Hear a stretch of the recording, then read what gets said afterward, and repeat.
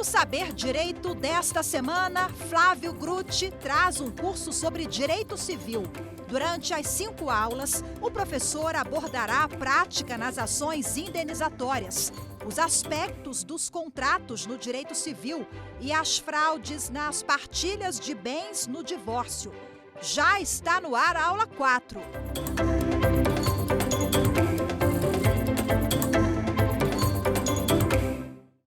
Olá, estamos de volta na nossa aula número 4. Nós vamos falar hoje de contratos.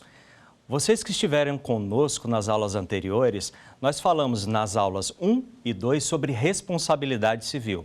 Na aula 3, sobre contratos. E agora nós vamos dar sequência. Aula bem interessante, com muitos conceitos importantes, muitos exemplos práticos que certamente vai ajudar você na vida profissional, vai ajudar você a resolver os seus problemas, porque eu sempre digo que o direito civil é mágico, o direito civil resolve tudo da sua vida, do início ao fim, do nascimento até a morte, quando acontece a abertura da sucessão. E lembrando a você que as nossas aulas podem ser vistas e revistas quantas vezes você quiser no YouTube da TV Justiça. E eu também convido você para me acompanhar nas minhas redes sociais, @Flávio Grutti, Instagram, Face e também no YouTube.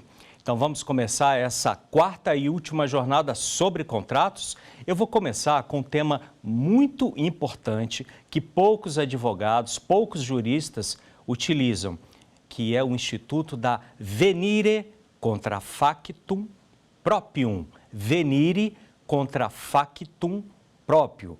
Sim, o direito é cheio de expressões em latim e nós ainda não conseguimos abandonar essas expressões. Mas existe uma tradução lógica. A venire contra factum próprio significa a vedação ao comportamento contraditório. É o princípio da não surpresa. Você tem que manter durante a contratação, desde o início até o final e durante a execução, todas aquelas regras que você ajustou no início. Olha, quando você começa a entabular um contrato, você ainda está na fase de pontuação. Isso mesmo, com U, pontuação, que são aquelas tratativas iniciais. Nessa fase, você já tem que agir segundo o princípio da boa-fé objetiva e a função social do contrato, que falamos muito na aula número 3. E olha, a venire contra factum próprio, repito, a vedação ao comportamento contraditório, tem 2 subprincípios, a suppressio e a surressio. Suppressio e surressio. Suppressio significa a perda de um direito. A surressio significa o surgimento de um direito. Tudo isso tendo em mira a negativa da surpresa. As partes não podem ser surpreendidas durante a execução do contrato com um comportamento inovador que, de repente, está mudando a regra do jogo que foi proposta ali no início. Mas para entender o contrato, para entender o direito civil, é importante que eu traga para você exemplos. Olha, exemplo é a melhor forma de compreender o direito. Então vamos lá aqui para o nosso primeiro exemplo. E aqui eu já vou para a câmera 1, porque eu preciso de intimidade com você, porque é agora que a gente vai começar a mergulhar na matéria. Vamos lá. Imagine um contrato de locação. Você firmou um contrato de locação daquela casa A e ficou ajustado nesse contrato de locação que o vencimento dar-se-ia a todo dia 10, beleza? Bom, se passasse do dia 10, você teria a aplicação de juros, de correção monetária e de uma multa moratória. Ok? Tranquilo. Então, se você pagou no dia 11, joia, seu contrato está mantido, mas o locador vai lhe impor a multa. E os juros e a correção monetária pro rata tempore, proporcional. Primeiro mês, vamos colocar aqui no nosso exemplo janeiro. Janeiro você deveria ter pago no dia 5, que foi a data ajustada, mas você pagou no dia 15. Tranquilo. O locador não te cobrou nada. Em fevereiro, você pagou novamente no dia 15. tranquilo, o locador não te cobrou nada. Em março, você pagou no dia 18, nada foi lhe cobrado a título de multa. E assim, nos meses subsequentes, você não pagou na data que foi aposta no contrato. Que eu aqui no meu exemplo, eu coloquei o dia 5. Você sempre pagou no dia 10, no dia 15, normalmente dia 15. E assim foi, olha, ao longo do contrato. Nunca foi te cobrado uma multa. Lá pela 7ª, 8ª prestação do seu contrato de locação, houve, por assim dizer, um desentendimento entre locador e você, locatário. De repente, uma infiltração que surgiu e com essa infiltração houve uma discussão sobre quem deveria arcar com os prejuízos. Eu sei que a relação entre locador e locatário, de repente, que era muito boa, ruiu. O locador, em vingança, falou o seguinte: olha, desde janeiro que você não vem pagando a prestação da locação, do aluguel, na data que está no contrato. Então, eu vou te cobrar 6 ou 7 meses de multas pretéritas, percebem? Olha, agora é o pulo do gato. O que foi ajustado? Data do vencimento, dia 5. Durante vários meses, o locatário pagou no dia 15, quiçá no dia 18. Nunca foi cobrada uma multa. Não pode agora, na 7ª ou 8ª mensalidade, ser cobrada a multa pretérita, porque incide a venire contra factum próprio, a vedação ao comportamento contraditório. O princípio da não surpresa. O locador chega lá na 8ª, surpresa, nós temos aqui 6 ou 7 prestações que deveriam ter sido cobradas multas e eu não cobrei, vou te cobrar agora, para você deixar de ser chato e ficar reclamando de alguma infiltração. Pode isso? Não pode, por causa da vedação ao comportamento contraditório. Viu? Com exemplo, fica muito mais fácil. Mas da venire contra factum próprio, emergem outros 2 subprincípios, que é a suppressio e a surrécio. Suppressio, repito, é a perda de um direito. A surrécio é o surgimento de um direito. E nesse exemplo que eu acabei de dar para vocês, qual é a consequência? Aquele locador que foi negligente e deixou de cobrar a multa a partir de cada inadimplência, aplica-se a suppressio. Ele perdeu o direito de cobrar a multa. Ao passo que para o locatário que durante meses pagou em data diversa daquela que foi ajustada no contrato e sem ter lhe sido imputada nenhuma multa, aplica-se a surrécio. Surgiu para ele o direito de não pagar a multa, surgiu para ele o direito de não mais pagar no dia 5, mas no dia 15. Por quê?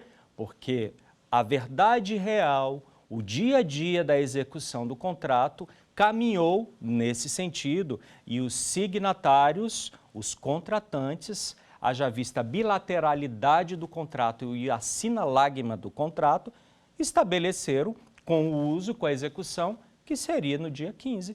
Ponto final. Viram como fica fácil entender? Os nomes são feios, eu acho que os nomes são feios. Venire contra factum próprio, suppressio, surrécio, ainda tem a tucoque. Tudo nome feio, mas, gente, se vocês utilizarem isso na aplicação do direito, vocês vão resolver muita coisa. Os advogados e os juristas ainda não estão muito atentos a essa vedação ao comportamento contraditório. O direito não é igual às exatas, tá? Tem que ter uma lógica, tem que ter um raciocínio, tem que ter uma razoabilidade, uma proporcionalidade. Então, vejam, nós aqui demos um passo importante para o entendimento de todo o instituto do contrato e, claro, das obrigações, né, que é o livro anterior. A aplicação da vedação ao comportamento contraditório e os seus consectários. Passo enorme. Vamos seguir aqui com a nossa aula. Vamos ver se eu esqueci alguma coisa. Muito bem. Agora a gente vai passar para um outro conceito do que seria a execução instantânea, diferida e continuada, ok? É muito importante que vocês se atentem agora para este ponto, porque isso também vai resolver muita coisa na sua vida profissional e na sua vida particular, certo? Contrato de execução instantânea.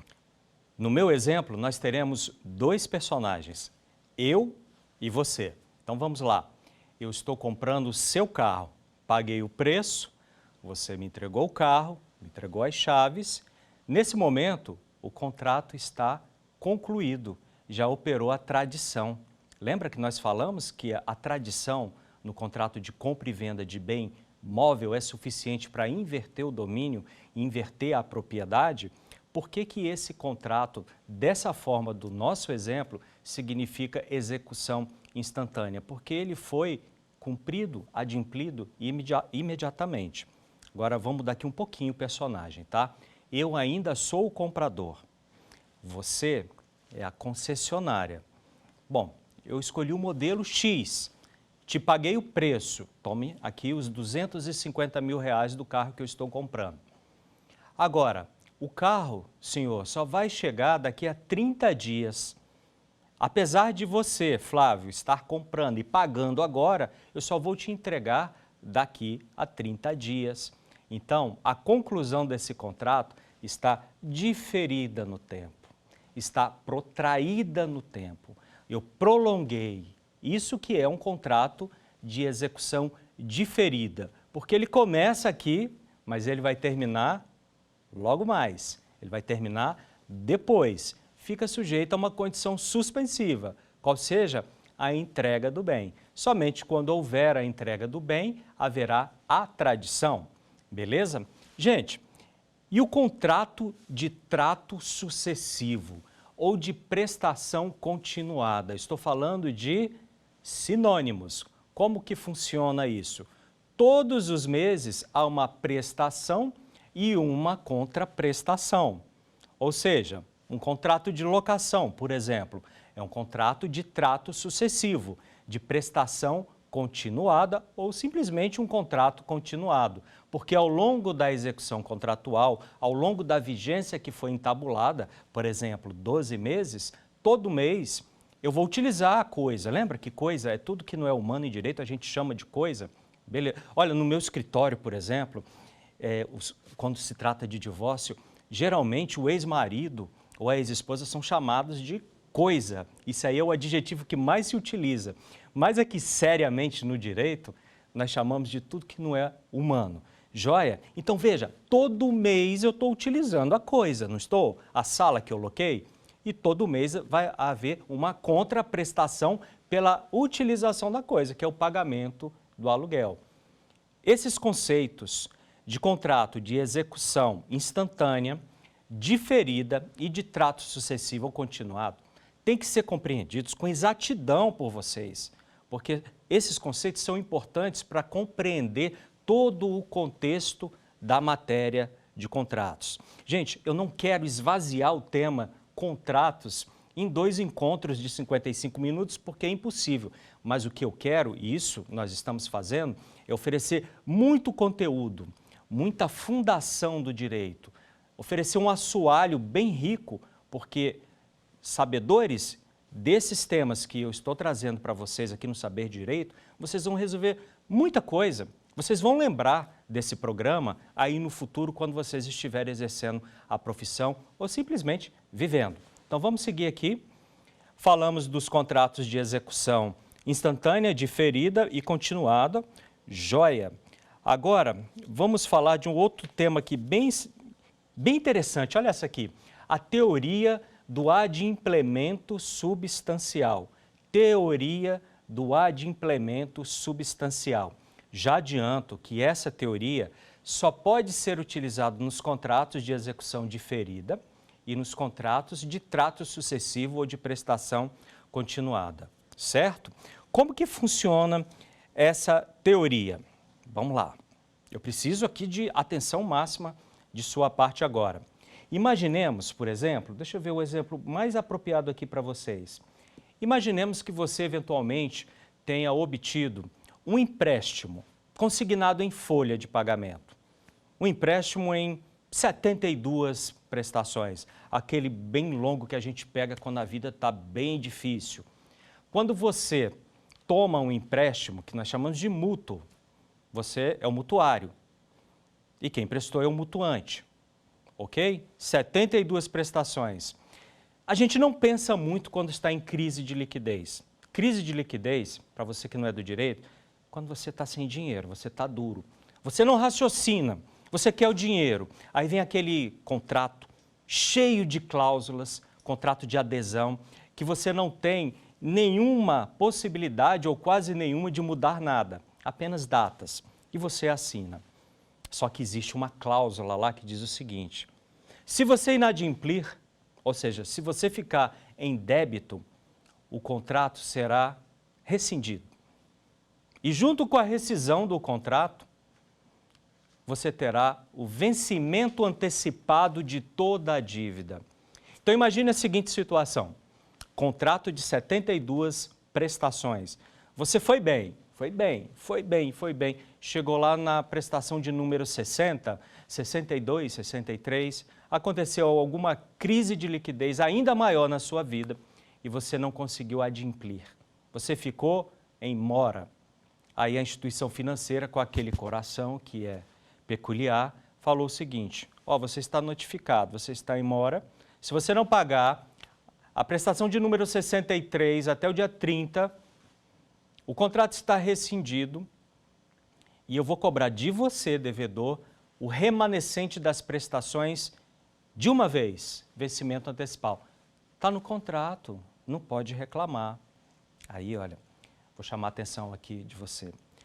Lembra que as aulas são uma concatenação de entendimentos, tá? Bom, primeiro, essa atitude da instituição financeira. Primeiro ponto, fere a dignidade da pessoa humana. Segundo, fere a função social do contrato. E terceiro, fere a boa-fé objetiva. Porque uma cláusula tão importante, ela não poderia estar inserida naquele bolo, naquele bojo do contrato. Deveria estar em letras garrafais ou destacadas em negrito ou itálico. A propósito, o Código de Defesa do Consumidor apregoa que cláusulas restritivas ao direito do consumidor devem ser destacadas. Um contratado que seja bem diligente, inclusive, manda o consumidor lançar a rubrica ao lado dessa cláusula, para ele ter certeza do que aconteceu. Joia, mas nós estamos falando da teoria do adimplemento substancial. E eu falei para vocês que ela só se aplica nos contratos de execução diferida ou nos contratos de trato sucessivo. Um contrato de empréstimo bancário, um mútuo, é de trato sucessivo, porque você recebe a grana e você vai pagando ao longo de meses. Gente, 72 prestações, o sujeito ficou inadimplente a partir da 60ª, 63ª. Concorda comigo que ele adimpliu quase todo o contrato?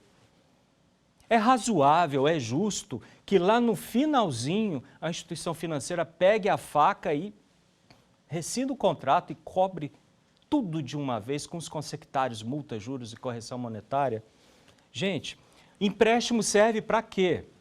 O contrato de empréstimo não tem uma função social de equilibrar o sujeito para ele ter uma vida digna, para ele manter a sua família, para ele cuidar da sua saúde. O contrato pode ser draconiano, leonino, a ponto de que o sujeito está mal.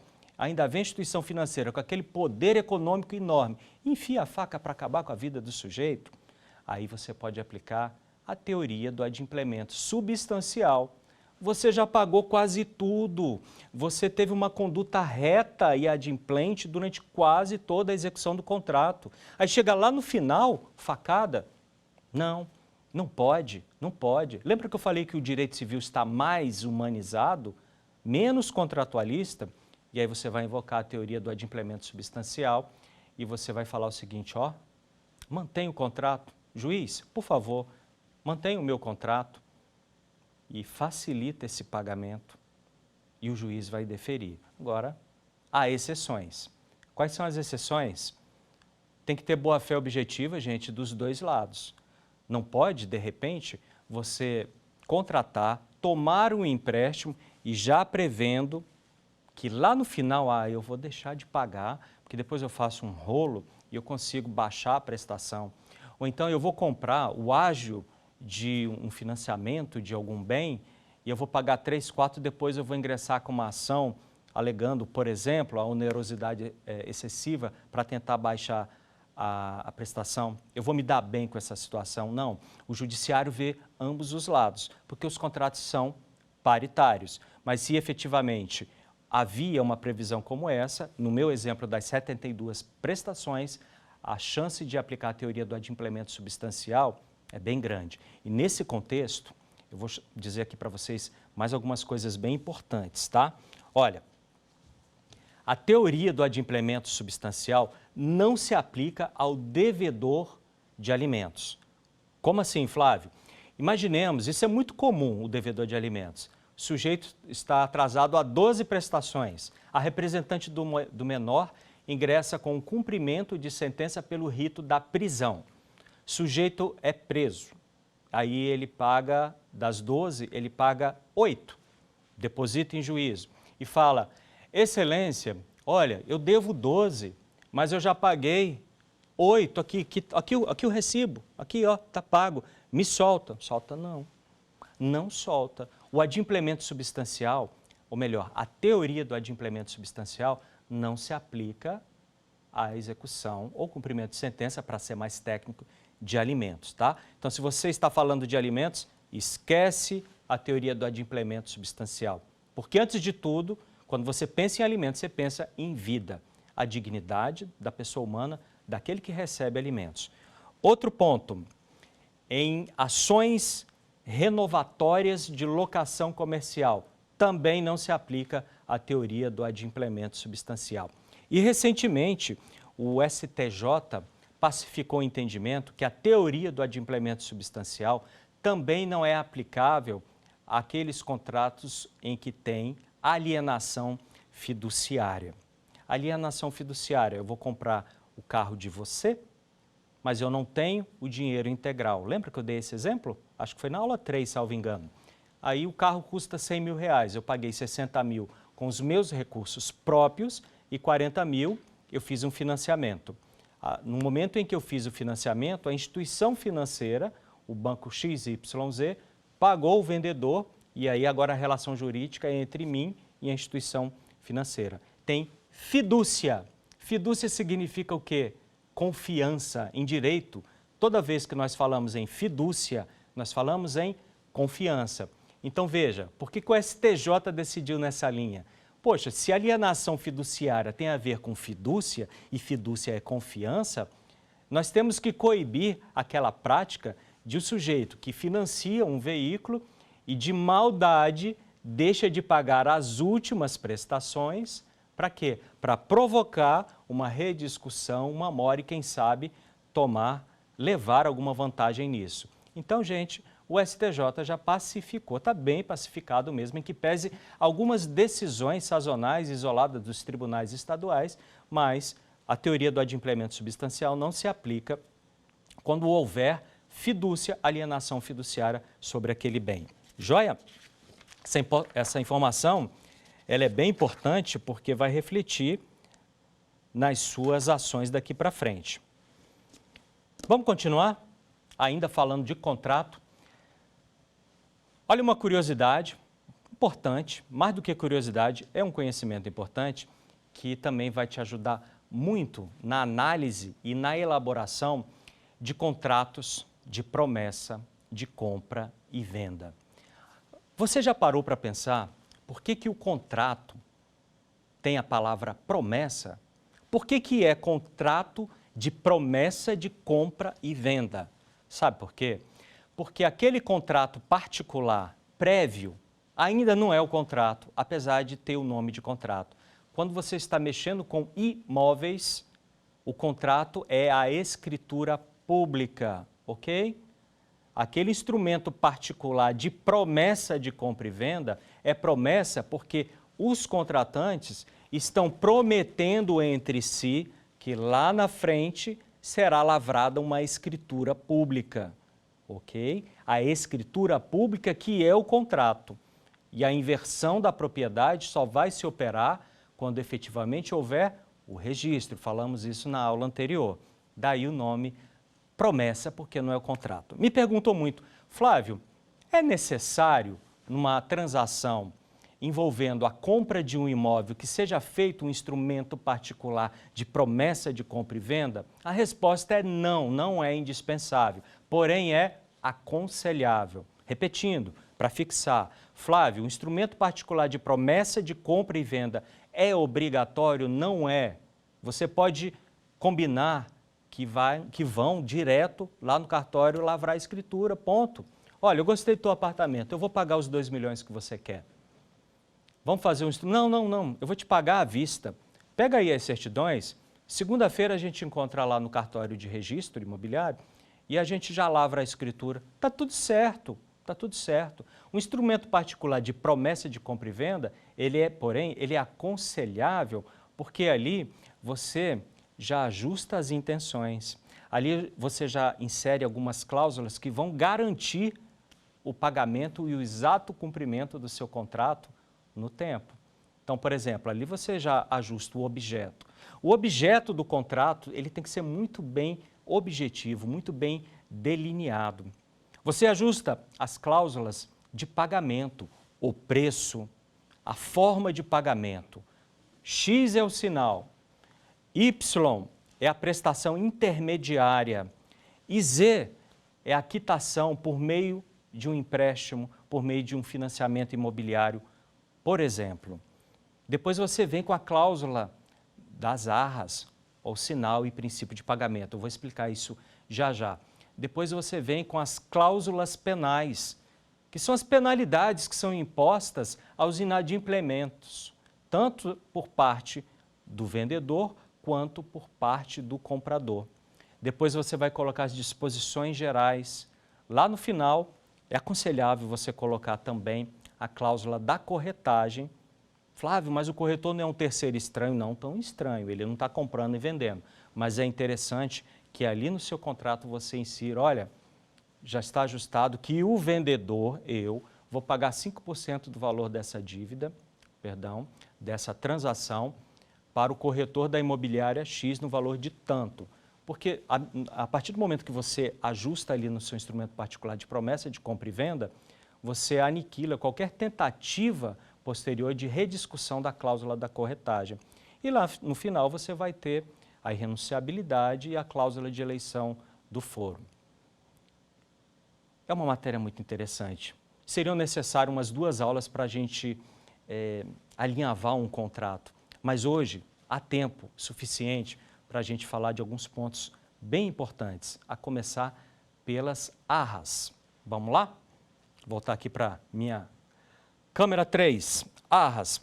Gente, as arras, elas podem ser confirmatórias ou elas podem ser penitenciais ou indenizatórias, ok? As arras podem ser confirmatórias. Quando eu digo que as arras são confirmatórias, significa que elas foram pagas a título de sinal e princípio de pagamento. A partir do momento em que você paga as arras e o vendedor recebe, você está confirmando aquela compra. No momento que você paga o sinal, você já assume responsabilidades enormes. Essas são as arras confirmatórias ou as arras que funcionam como sinal e princípio de pagamento. Temos também as arras indenizatórias ou as arras penitenciais. Olha que macete. Todas as vezes que você prevê as arras indenizatórias, você já está fixando o direito de arrependimento. E a perda das arras confirmatórias funcionariam como uma pré-fixação de perdas e danos. Vamos aqui objetivar. Olha só como é importante isso. Atenção, arras confirmatórias, você deu sinal, princípio de pagamento. Agora, você terá que associar a essas arras uma cláusula de vedação de arrependimento. Sabe aquela cláusula que diz, este contrato, ele é firmado pelos contratantes em caráter irrevogável, obrigando ambos e todos os seus sucessores. Olha, o pulo do gato é esse. Como é que eu sei se as arras são confirmatórias? Sempre que houver a cláusula de vedação de arrependimento, dizendo que o contrato é definitivo e irrevogável, obrigando os contratantes e todos os seus sucessores, eu tenho arras confirmatórias. Agora, as arras penitenciais ou indenizatórias, elas já fixam de antemão a possibilidade de as partes contratantes arrependerem-se e desistirem daquele negócio. Mas aí há uma penalidade, há a perda das arras. E essas arras indenizatórias, elas já são uma pré-fixação de perdas e danos. E o que seria a perda e dano? Ou melhor, o que seriam as perdas e danos? É aquilo que você deixou de ganhar, é aquele prejuízo que você sofreu, certo? Então, quando você tem uma pré-fixação de perdas e danos, significa o seguinte: não há direito à indenização suplementar. Regra: se há pré-fixação de perdas e danos, não há o direito de requerer depois alguma indenização suplementar, certo? Então, essas são as arras confirmatórias e as arras indenizatórias. Vamos seguir? Multa. Lembra que eu falei das cláusulas penais? O que significam as cláusulas penais? Até pela acepção da palavra, é uma punição para o contratante inadimplente. E aí vem uma explicação aqui, gente, muito importante.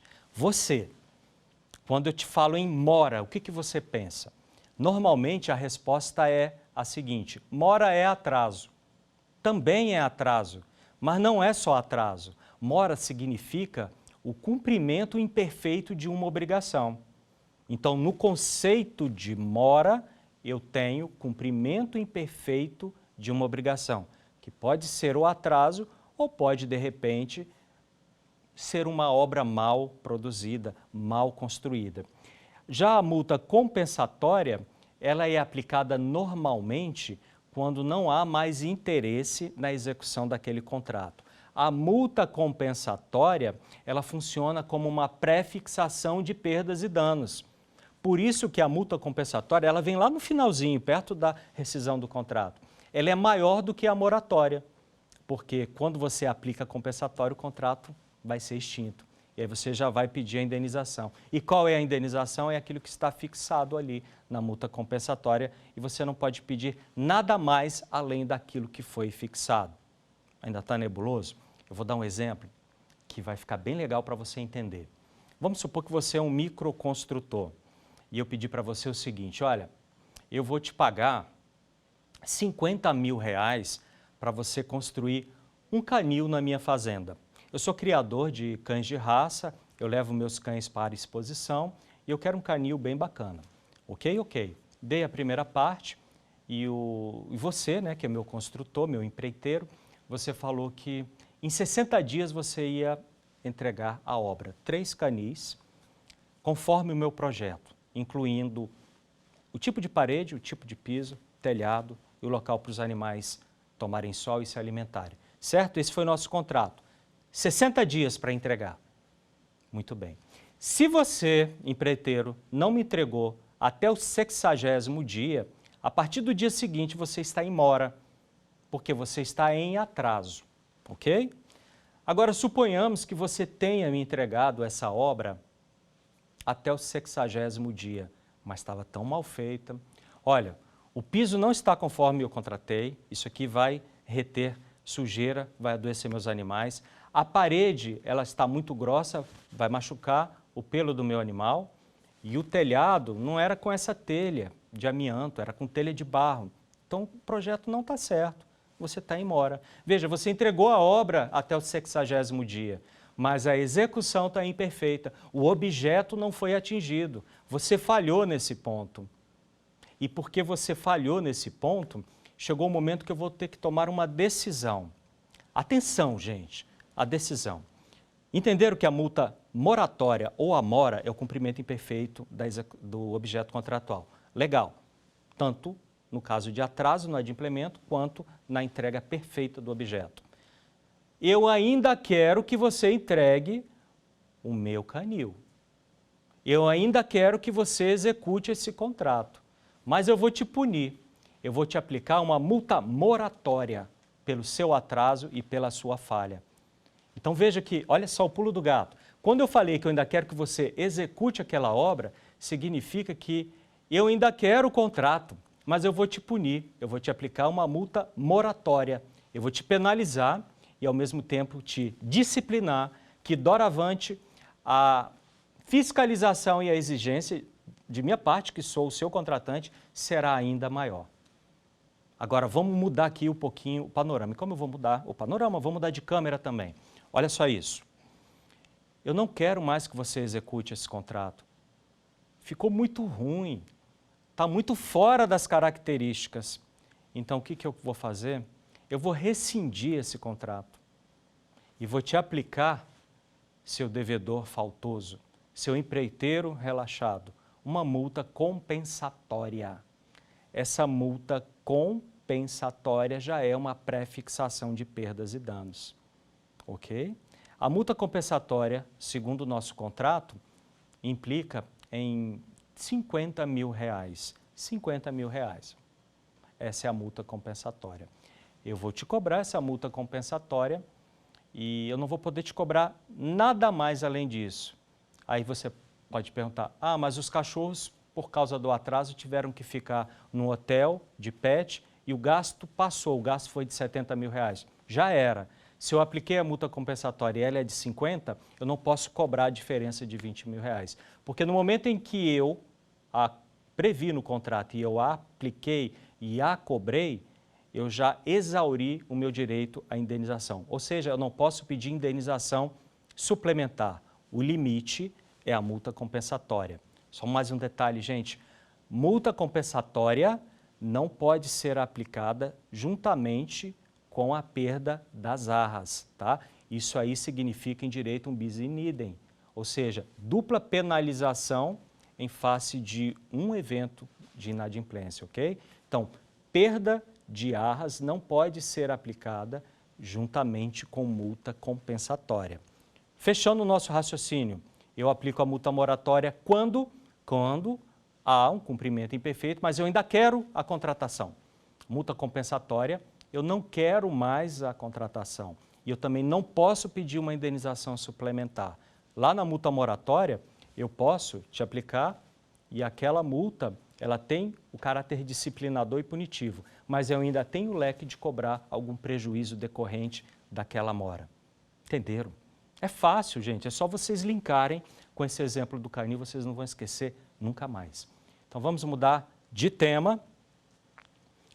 Outro ponto de fundamental importância. Artigo 413 do Código Civil. É um mantra para quem trabalha com o direito civil, notadamente em obrigações e contratos. Vou ler aqui rapidinho. A penalidade deve ser reduzida equitativamente pelo juiz se a obrigação principal tiver sido cumprida em parte, ou se o montante da penalidade for manifestamente excessivo, tendo em vista a natureza e a finalidade do negócio. Artigo 413 fala de equidade. Gente, o que é decidir com equidade? Todas as vezes que você colocar uma questão ao judiciário e não tiver uma norma posta, uma norma objetivada, uma norma inserida em algum código, por exemplo, ou em lei esparsa, o juiz decide por equidade. Equidade significa aplicar justiça ao caso concreto quando você não tem uma norma específica para aquilo. O Código Civil é um monstro, né? Bem grande e cuida de toda a sua vida, como eu falo por aí. Entretanto, nem todas as situações estão ali positivadas, capituladas, previstas. Há alguns leques que o juiz vai ter que aplicar justiça ao caso concreto. E aplicar justiça ao caso concreto, à míngua de uma norma positivada, significa julgar com equidade. E o que o artigo 413 fala ao analisar as multas, as cláusulas penais? Todas as vezes que aquelas multas se revelarem excessivas, draconianas, diabólicas, caracterizarem um enriquecimento sem causa daquele que recebe, o juiz deve, não é pode, não tem caráter de facultatividade, é deve, obrigatoriedade, aplicar a equidade para reduzir o valor da penalidade, se amoldando ao caso concreto. Exemplo típico, você às vezes será aplicada a multa de 20% sobre o valor total do contrato. Mas se você já cumpriu 50% do contrato, é justo que a base de cálculo para incidir os 20% incida sobre o valor total do contrato? Poxa, você já cumpriu metade. Então, por justiça, função social do contrato, boa-fé objetiva, dignidade da pessoa humana, solidariedade, igualdade entre as partes, lembra dos princípios públicos e dos privados, autonomia, princípio da autonomia privada, o juiz vai fazer uma redução equitativa, ele vai aplicar a justiça ao caso concreto. Dito de outra forma, ele vai mandar que os 20%, do meu exemplo, sejam aplicados sobre 50% do valor do contrato. Por quê? Porque metade do contrato já foi cumprido. Gente, essa é a aplicação do artigo 413 do Código Civil. Usem e abusem para evitarem, para o seu cliente, até para as vidas próprias de vocês, cláusulas assim, que se revestem de um enriquecimento sem causa ou de um locupletamento indevido. São sinônimos. Joia? Essa dica é muito importante. Vamos seguir aqui com a nossa matéria. Já falamos aqui das cláusulas penais, ok? Do artigo 413. Outro ponto bem importante, como eu vejo os advogados e os demais juristas se equivocando quanto à terminologia da extinção do contrato. Mas eu vou dar uma dica aqui bem legal para vocês, tá? Olha só, atenção, atenção. Rescisão. Rescisão é o gênero.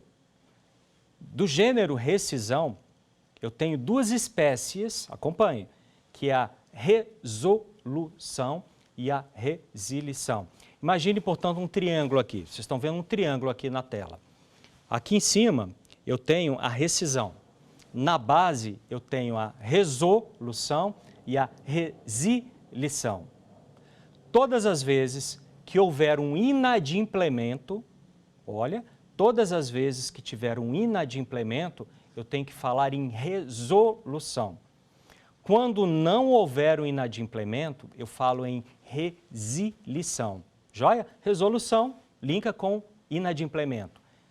Resilição não linka com inadimplemento, porque na resilição há acordo, na resolução não há acordo.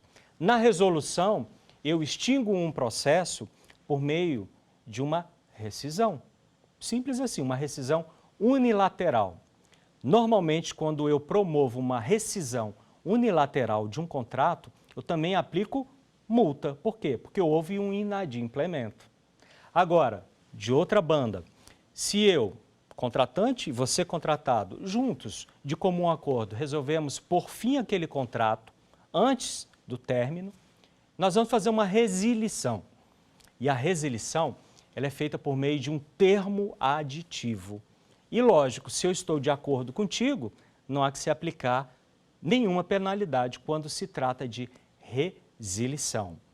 E digo mais, dentro do termo resilição, eu tenho a figura da notificação premonitória. O que é a notificação premonitória? O nome é feio, parece até nome mediúnico, mas a notificação premonitória nada mais é do que aquela previsão que tem lá no finalzinho dos contratos dizendo: cada contratante reserva para si o direito de extinguir o processo antes do fim, desde que notifique a outra parte com antecedência de 30, 60 ou 90 dias. Lembra que tem nos contratos isso? Tem que ter. Então, vou repetir, tá? Olha, as partes ou os contratantes reservam-se ao direito de rescindir o contrato antes do fim, antes do término, desde que notifique a outra com antecedência de 30, 60, 90 dias. Essa é a notificação premonitória. Por que tem que haver uma notificação premonitória? Porque a outra parte tem que promover os ajustes para a desmobilização do contrato. Imagine que seja a terceirização de mão de obra, por exemplo. Tem que haver uma notificação premonitória para quê? Para que promova a substituição de empregados, para que se promova rescisões e por aí vai. Certo? Gente, se o contrato vai até o final sem nenhuma rescisão antecipada, seja por resolução, seja por resilição, ele acaba por decurso de prazo ou decurso de tempo, ok? Então, se você firmou um contrato de trato sucessivo por 12 meses e ele chegou ao fim, você não precisa fazer um termo de rescisão e você também não precisa fazer um distrato. Termo de rescisão e distrato só são devidos quando há algum fenômeno na execução do contrato que promova a execução antes do fim. Muito bem. Deixe-me ver se faltou alguma coisa importante. Olha, rapidinho aqui que o nosso tempo já está se exaurindo. A teoria da onerosidade excessiva, tá? Teoria da onerosidade excessiva. Vocês certamente já ouviram falar muito da teoria da onerosidade excessiva. Ela está capitulada lá no artigo 478 e seguintes do Código Civil. Então, por exemplo, se no curso de um contrato de execução diferida ou de trato sucessivo advier algum fenômeno, algum evento imprevisto e extraordinário que vulnere aquela equação econômica financeira que foi ajustada e averiguada no início da execução do contrato, você pode eventualmente pedir ao judiciário que aplique a teoria da onerosidade excessiva, de forma que aquelas condições inicialmente pactuadas sejam revistas. Eu estou chamando de revisão de contratos, não estou falando de reajuste. Gente, reajuste sempre está ligado a um índice setorial, a um índice que vai medir a inflação no período e vai ser aplicado. A exemplo do IGPM, GPDI, por aí vai, INCC e INPC, certo? Isso é o reajuste. Ele só pode ser concedido após o interstício mínimo de 12 meses. Se houver uma previsão de reajuste antes de 12 meses, essa previsão é nula de pleno direito. Mas aqui eu estou falando de revisão. A revisão não precisa aguardar o interstício de 12 meses. Pode ser a qualquer tempo, desde que aconteça um evento extraordinário e imprevisto que desequilibre aquela equação econômica financeira que foi aferida e ajustada lá atrás, na execução do contrato. Repito, a qualquer tempo, certo, gente? Bom, e aqui nós encerramos a nossa aula número 4 de contratos. E agora chegou o momento de testar o seu conhecimento analisando o nosso quiz. E eu vou chamar a primeira pergunta do quiz da aula número 4 de contratos.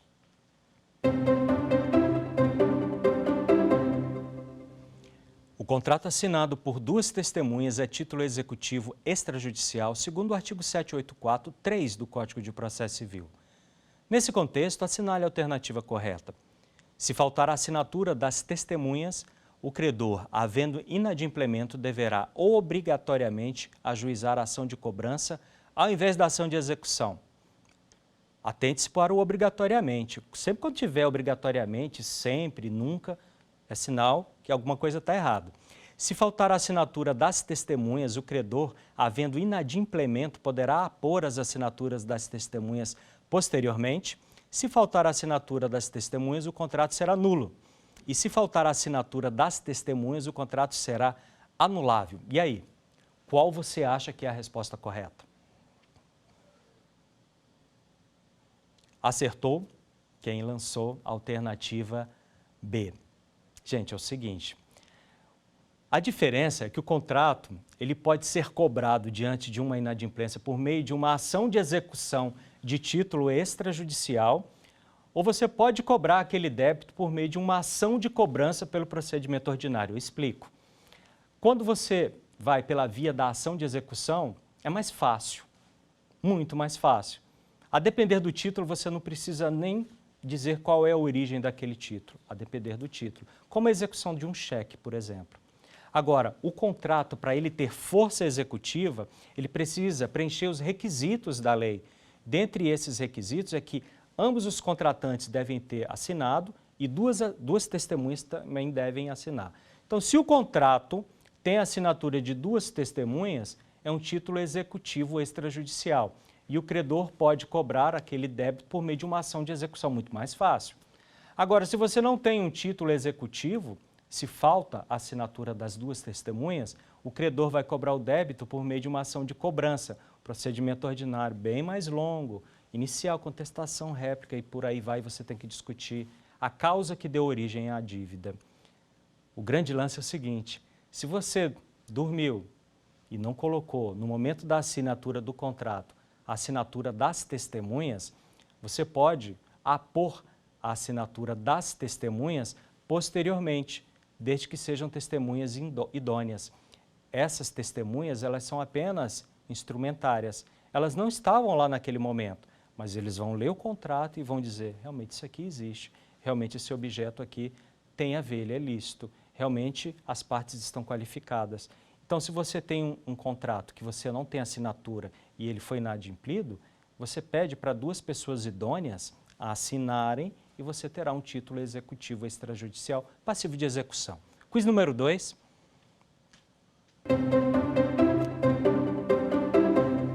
A respeito da extinção antecipada dos contratos, assinale a alternativa correta.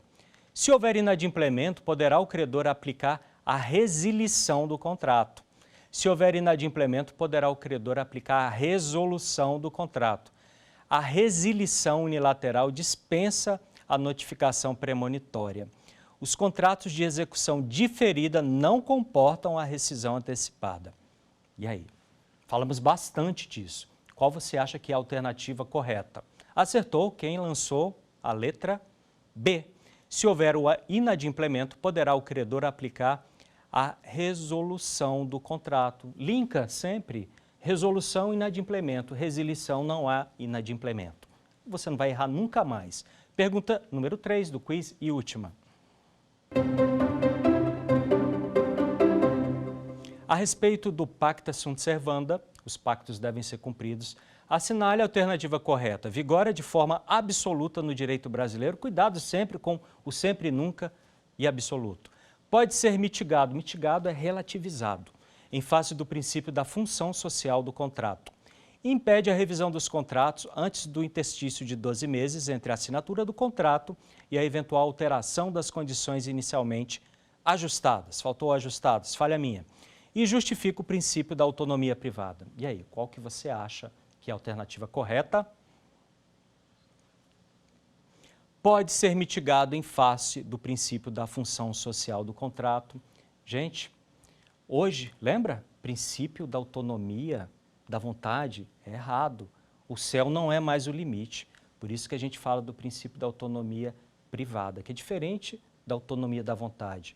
Na autonomia privada, as partes têm liberdade, mas existem as limitações. A exemplo dos princípios constitucionais da função social do contrato e da boa-fé objetiva. E assim nós encerramos a nossa aula número 4 sobre contratos. Vocês viram que é um assunto muito sedutor, borbulhante. Vocês viram a quantidade de institutos que nós abordamos. Se aprofunda nesse tema, é muito importante. Gente, a vida é um contrato. Lembrando que essa aula pode ser vista e revista quantas vezes você quiser no YouTube da TV Justiça. Foi muito legal ter você comigo, mas não me abandona não. Nós temos a aula número 5, assunto muito sedutor também, fraudes nas partilhas de bens em divórcios. Quer dar alguma sugestão de tema para os cursos do Saber Direito? Então mande um e-mail para a gente, saberdireito@stf.jus.br. Você também pode estudar pela internet. Acesse o nosso site radioetvjustiça.jus.br ou pode rever as aulas no canal do YouTube, @Rádio e TV Justiça.